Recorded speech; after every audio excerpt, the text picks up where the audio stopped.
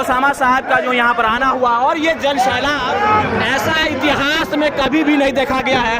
और अभिवादन स्वीकार करते हुए ओसामा साहब, और ऐसा इतिहास में कभी भी नहीं देखा गया है जो यहाँ देखने को मिल रहा है। ये नज़ारा आप देख सकते हैं जो ऐतिहासिक है। इतिहास लिखा जाएगा, इतिहास। तो यार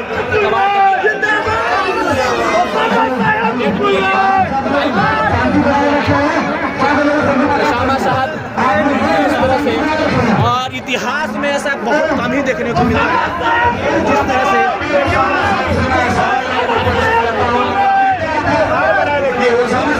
इतिहास रच रहे हैं। उनके चाहने वाले सब फूल और माला से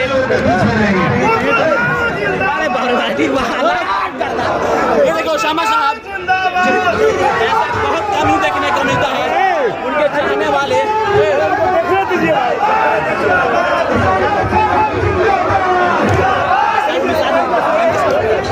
ओसामा साहब